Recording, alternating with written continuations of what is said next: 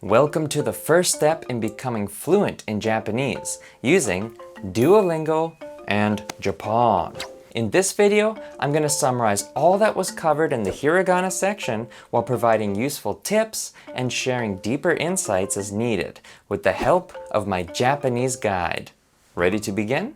Starting with Hiragana 1, this section begins by stating the fact that Japanese has three writing systems: Hiragana, Katakana, and Kanji.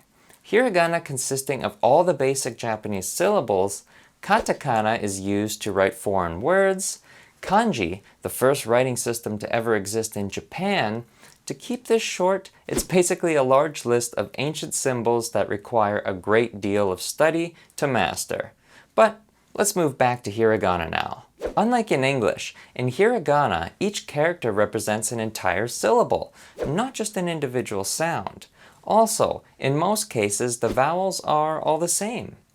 A I U E O, kakiku keko, sashi suseso, and so on. As you may have noticed, A I U E O is always there. To work your way through all the hiragana characters, just repeat these vowels and replace the first letter to make it through each list. Getting into Hiragana II section. Now this begins to introduce more characters while also focusing on pronunciation. Now this is important as being able to read and properly pronounce these characters is quite crucial. And I don't know about you, but the first time that I saw the word sushi spelt in hiragana, and I was also able to read it, I felt pretty awesome. Su-shi. And next, there's Hiragana III. By the time you've made it through the entire Hiragana III section, you have now covered all the basic hiragana sounds. And I congratulate you on your efforts. This is quite a task. Now, can you remember them all? To quickly review, the basic characters include the following groups: A, Ka, Na, Ma, Ra, Sa, Ta, and Ha. Wow, that's quite a bit. Now to wrap up this section, it also covers those unique, exceptional characters such as your friendly neighborhood hu and tsu. And finally we arrive at Hiragana IV, taking all of your current knowledge of hiragana and throwing it upside down. Okay, maybe a slight exaggeration here. This section enlightens us on the marking systems within hiragana, opening up a whole new vast set of sounds and characters. But don't worry, it's a simple and easy modification to read and write. The first marking is the small two lines on the top right of characters. When you see this mark, it simply transforms ka to ga, sa to za, ta to da, ta-da, and finally ha to ba. The next marking we come across is a small circle seen on the top right corner. This is only used on the H sounds, such as ha-hi-hu-he-ho. When you see this marking, it changes the H sound to a P sound, making it pa-pi-pu-pe-po. In addition to these markings, you are also taught how to use small characters to extend the sound of syllables, starting with the small tsu.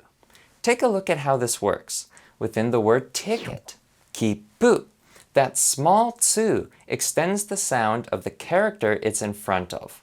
Without this, it would sound like kipu versus kipu. Subtle difference, but it's important. Next is the combination of the ya, you, and yo sound with other characters to form specific words. Now this one is hard to explain, but easy to demonstrate. So let's use the example of the word kyo, meaning today. Written like this, with both characters the same size, each character is its own syllable, and it's pronounced as kiyo, which is wrong. It's supposed to sound like kyo. Hear the blend there? Much faster and smoother. So, to blend these characters together to get the correct effect kyo rather than kiyo, all we have to do is shrink that yo character, and this will be read blended together as one syllable. Kyo. Magic. Oh, and would you look at that? We're done. Now again, hiragana is a massive subject that comes in time. If you really want to master this skill, the fastest way to get there is to dedicate a portion of your practice time to actually writing these characters out. Make sure you look up the stroke orders as well, as this will help make this step much easier. Also, practice writing the words that you are currently learning, such as sushi, teriyaki, neko, tori, osake. Not only will this improve your writing skills, you will also learn new vocabulary much faster. Duo practice. Get it? One more fun practical tip to share with you if you're into it is start reading some manga or watch a Japanese movie from time to time with the subtitles. Let me ask our Japanese guide for some recommended content for beginners. Hiragana. Hiragana? Yeah. Yotsubato? Yotsubato was, I think, better one that I recommended my friends. It's very easy and it doesn't have a lot of text, so for beginners, it's not overwhelming. Yeah, it's pretty fun. And then for the anime watcher, Totoro would be good. Again, like it doesn't have a lot of text, and then like even though like you don't like watching animes, like Totoro is a very good movie for any different types of people, right? I think. What I would enjoy is Nichijou. It's pretty funny. Thank you for joining me this far on the exciting adventure to mastering Japanese.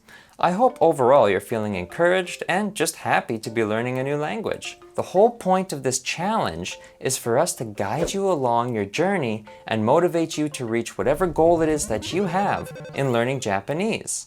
The next stage I'll be working through and covering within Duolingo is Intro 1. I'm not sure what's waiting for us here, but time will tell and we will learn. So make sure to subscribe to this channel so you don't fall behind by missing the future videos. If you know anyone else trying to learn Japanese, then please share this series with them. The more community we can build, the more support we all can share. Arigatou gozaimasu for watching, and I will see you in the next video. Let's get back to the streak here.